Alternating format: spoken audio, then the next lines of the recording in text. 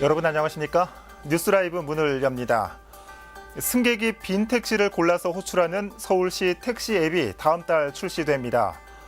원칙적으로 승차 거부가 불가능하다는 게 서울시의 설명이지만 이미 택시 호출 앱의 실패를 한 차례 맛보았고 굳이 세금으로 민간사업 시장에 뛰어들어야 하냐는 곱지 않은 시선도 있습니다. 어쨌든 시민 불편이 해소된다면야 이런 논란들은 사라지겠죠. 5월 29일 뉴스라이브 지금부터 시작합니다. 오늘의 헤드라인입니다. 창동 차량기지 부지에 서울대병원 이전이 추진됩니다. 의료복합단지 조성을 위해 관련 TFT도 구성됩니다. 둔촌주공 재건축단지 성면 감시단 주민들이 강동구청에 항의하는 집회를 열었습니다. 협의와 소통 없이 독단적으로 감시단을 운영한다는 주장입니다. 석촌시장 노점들이 거리가게로 새 단장됐습니다. 송파구와 노점 측이 대화와 타협으로 상생을 이끈 결과입니다. 승강기 사고가 해마다 늘고 있습니다. 승강기가 멈추더라도 추락이나 질식 위험은 없는 만큼 119의 구조를 기다려야 한다고 전문가들은 말합니다.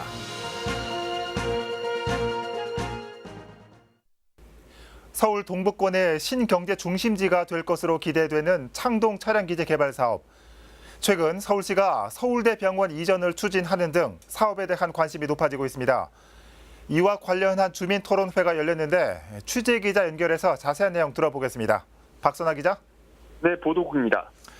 네, 창동 차량기지 개발 소식과 관련한 주민설명회가 열렸다고요. 어떤 자리였습니까? 네, 그렇습니다. 지난 28일 창동 상계 신경제 중심지 조성이라는 주제로 주민토론회가 열렸습니다. 노원구에서 가장 뜨거운 이슈인 창동 차량기지 개발 사업의 진행 상황을 보고하고 주민 의견을 듣는 자리였습니다. 예. 토론회는 지역 정치인의 모두 발언을 시작으로 사업을 담당하는 서울시 관계자, 전문가 설명 순으로 진행됐는데요. 서울시 동북권 발전 기획팀의 오대중 팀장은 창동 차량기지는 축구장 50개가 들어갈 수 있는 서울의 마지막 남은 대규모 개발 부지라며 노원구뿐 아니라 서울 동북권 경제 중심지로 만드는 것이 서울시의 구상이라고 밝혔습니다. 예. 한류 열풍의 메카가 될 서울 아레나 건립과 세계 최대 규모의 의료산업단지 조성을 계획 중이라고 덧붙였습니다. 예. 세계 최대 규모의 의료산업단지 조성. 그래서일까요? 최근 서울시가 종로구에 있는 서울대학교 병원을 창동 차량기지 부지로 이전하겠다라는 계획을 내놓았죠? 네, 그렇습니다. 지난 14일 박원순 서울시장은 한 언론과의 인터뷰에서 서울대학교 측에 서울대병원을 창동 차량기지 부지로 이전할 것을 제안했다고 밝혔습니다. 예. 노원구 주민토론회에서도 이 문제가 화두가 됐는데요. 오승록 노원구청장은 박원순 서울시장이 서울대병원 이전을 추진 중인 것은 확인된 사실이라고 밝혔습니다. 앞서 말씀드린 것처럼 서울시가 세계 최대 규모의 의료산업단지 조성을 위해 서울대 측에 파격적인 임차료로 토지를 공급할 의사를 밝혔다는 것입니다. 예. 서울대 측도 긍정적인 태도를 보이고 있다며 다음 달 중으로 서울시와 서울대학교, 노원구가 함께하는 서울대병원 이전 전담 TF팀이 구성될 것이라고 덧붙였습니다. 예. 자, 박 기자, 그런데 이 부근 교통 상황이 썩 좋지는 않잖아요. 이 교통 환경 개선에 대한 논의도 이루어졌습니까? 네, 창동 차량기지 개발 사업이 본격화되면 노원구 일대 교통체증은 불보듯 뻔한 일입니다. 예. 때문에 최근 국토부가 발표한 GTX 신호선 신설 소식이 더욱 반갑게 느껴졌는데요. 지난달 1월 국토부는 GTX 신호선에 대한 예비 타당성 통과 소식을 발표했습니다. 예. 경기연구원의 김태균 연구원은 GTX 신호선이 완공되면 수원에서 창동까지 현재 90분 걸리던 것이 35분이면 이동할 수 있을 것이라고 설명했습니다. 서울시내는 15분 안에 오갈 수 있을 것이라고 덧붙였는데요. 착공에 들어간 GTX A 노선을 거울 삼아 C 노선 사업을 예측해보면 2021년이면 착공할 수 있고 보수적으로 잡아도 2025년에는 마무리 지을 수 있을 것이라고 밝혔습니다. 네. 한편 행사가 진행된 노원 평생학습관 대강당은 토론회를 찾은 주민들로 잘 지를 팀이 없었습니다. 창동 차량기지 개발 사업에 대한 주민들의 높은 관심을 엿볼 수 있었습니다. 지금까지 보도국에서 전해드렸습니다. 네, 박선아 기자였습니다. 서울 동북부 지역의 가장 큰 규모의 개발 사업인 창동 차량기지 개발 이슈 살펴봤습니다.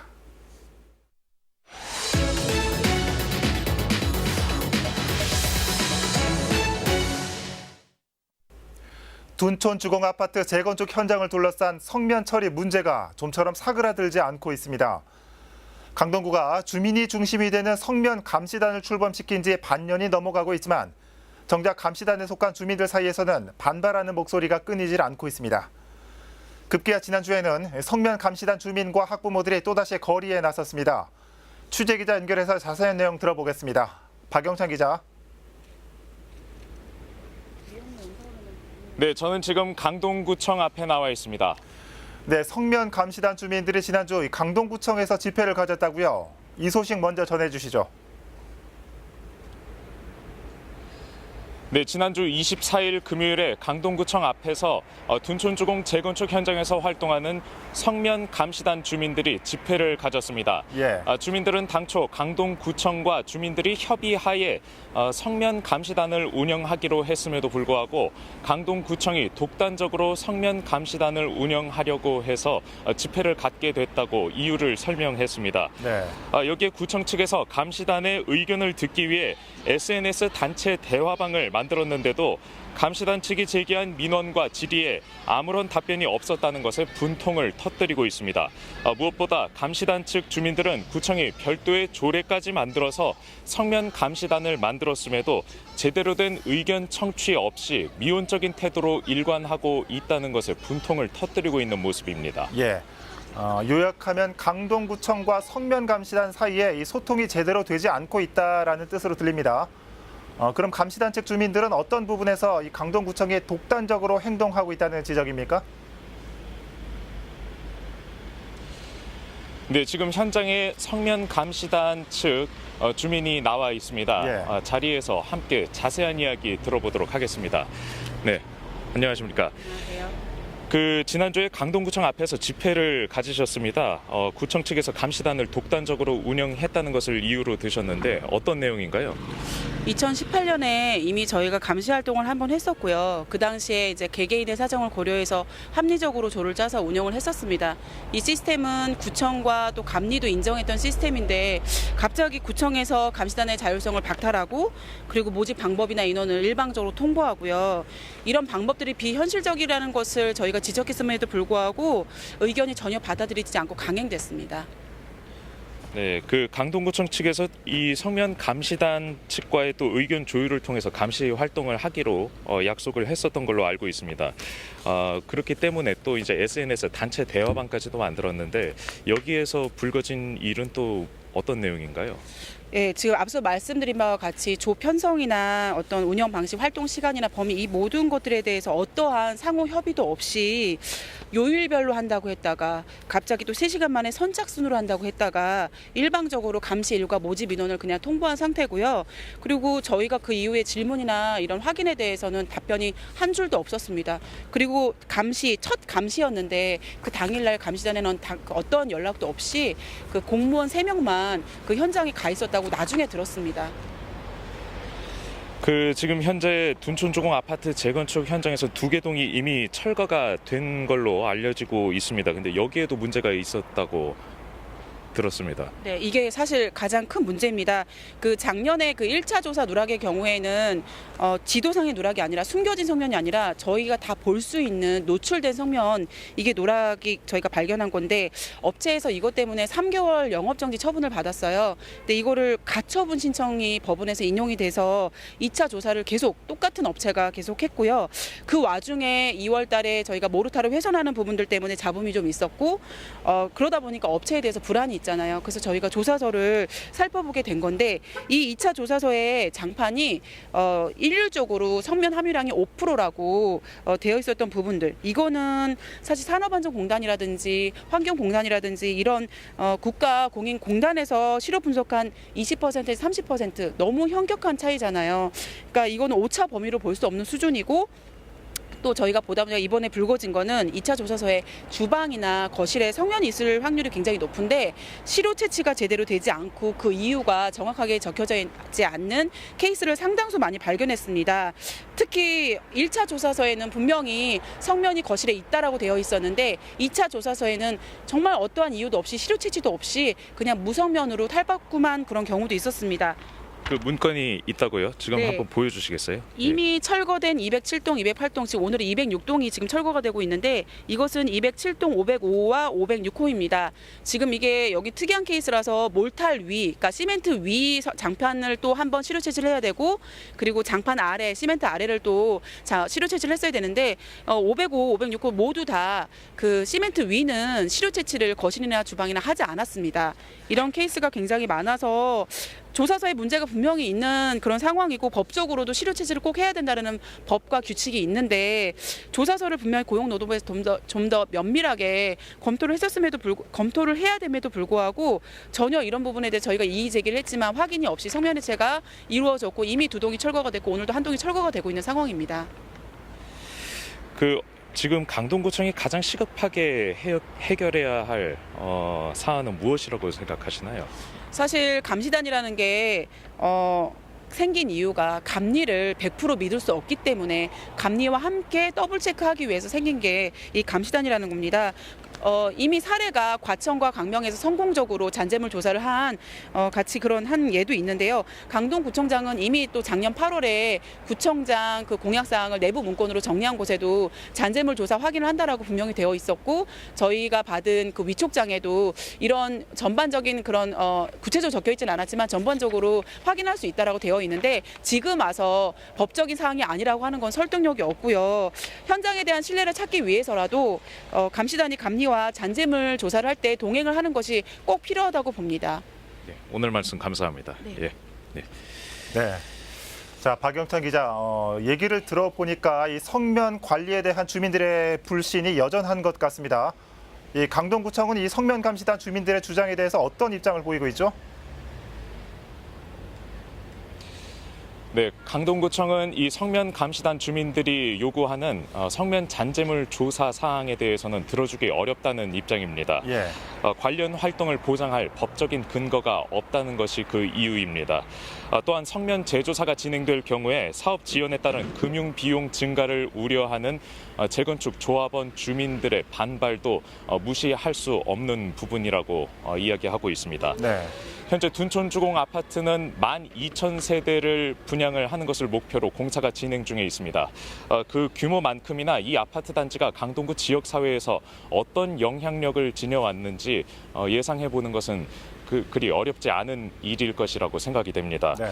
처리해야 할 성면의 매장량도 수십만 평에 달하고 있는 만큼 지역 사회에서 이 주민 간 갈등을 어떻게 봉합할 수 있을지 이목이 쏠리고 있는 시점이라고 할 수 있겠습니다. 지금까지 강동구청에서 전해드렸습니다. 네, 박영찬 기자였습니다. 전국에서 가장 큰 규모의 재건축 사업인 만큼 자칫 소홀한 부분 하나가 큰 피해로 돌아갈 수 있는 법이겠죠. 강동구 연결해봤습니다.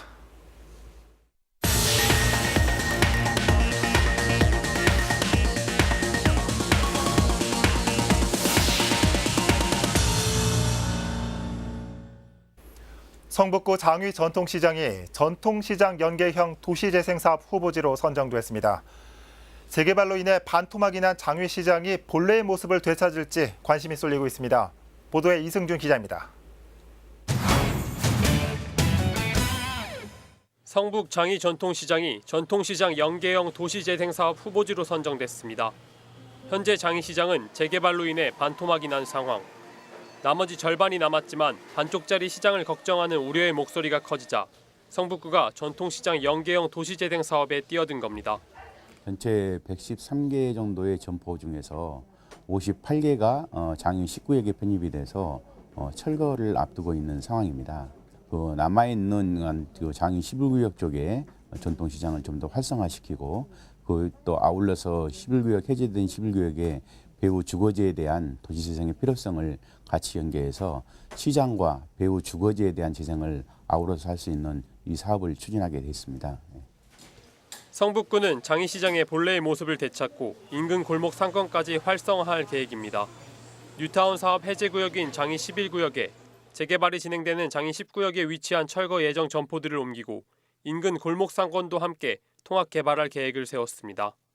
그 전에 남아있는 시장과 또 해제된 지역의 골목 상권권을 연계해서 동시에 활성화시키는 방안으로 해서 특화거리 조성이라든가 그다음에 주민 공동체 활성화라든가 이런 걸 통해서 배후 주거지와 또 시장이 같이 연계해서 활성화되고 또 경제 활동이 활발하게 이루어질 수 있는 이런 방안으로 지금 사업을 추진하고 있습니다.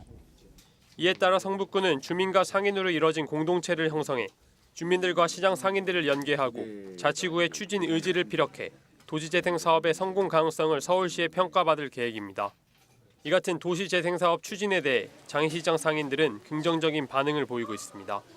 한 2, 3년 전부터 계속 이제 이런 어떤 대책에 대해서 좀 갈구를 해왔는데요. 아무래도 저희들이 이런 정부나 서울시 정책이 시행이 되면서 저희들한테 이렇게 조금이라도 좀 적용이 된다는 거에 대해서 일단 기대감을 많이 가지고 있습니다. 한편 이번 전통시장 연계형 도시재생 사업은 장이시장을 비롯해 마포구 동진시장과 중랑구 사가정시장 등 모두 6곳이 선정됐습니다.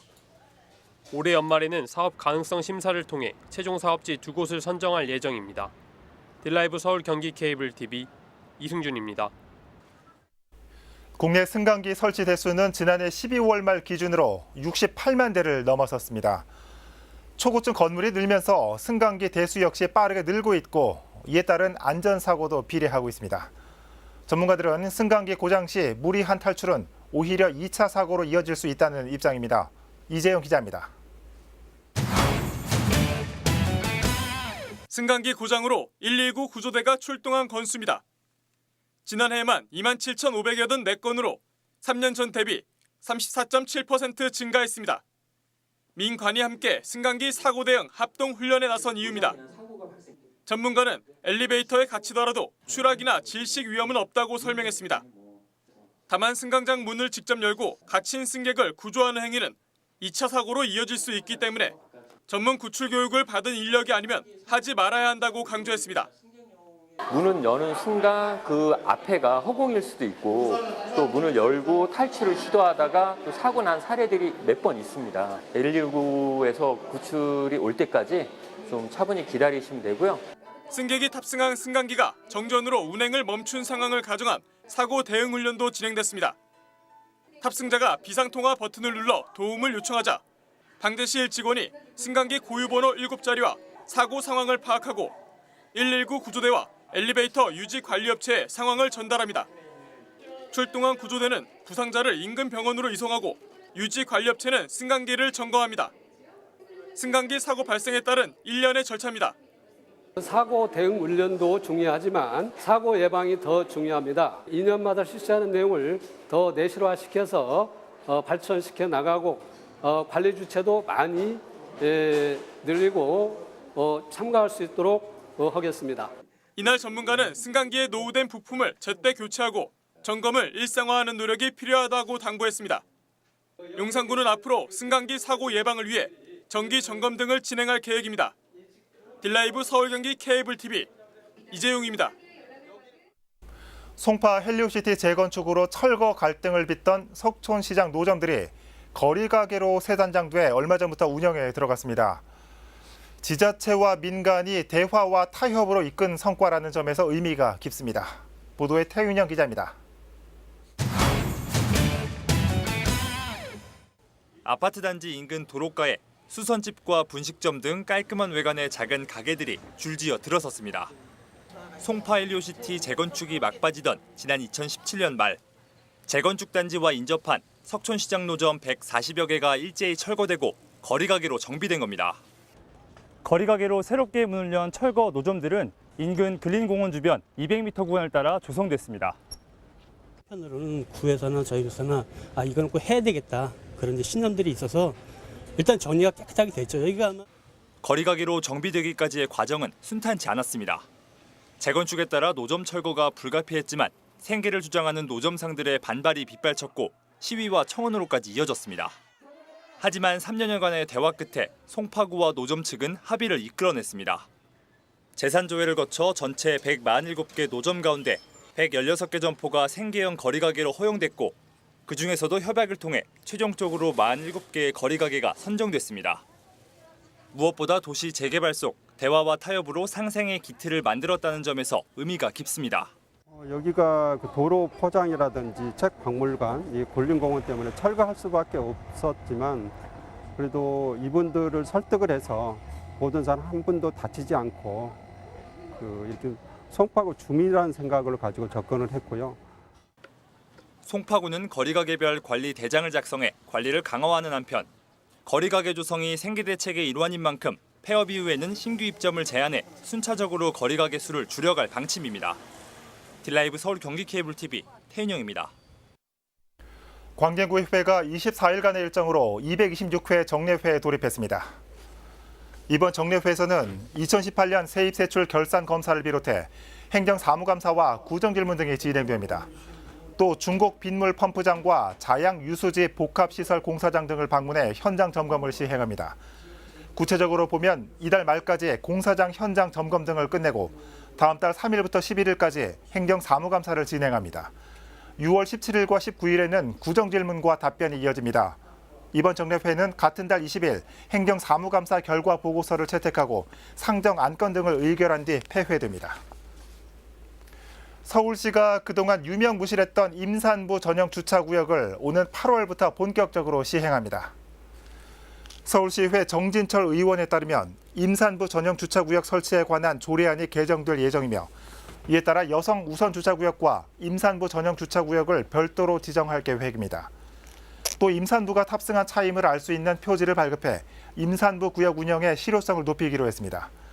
주차 대수가 30대 이상인 모든 공영주차장과 공공시설 부설 주차장은 임산부 전용 구역을 확보해야 합니다.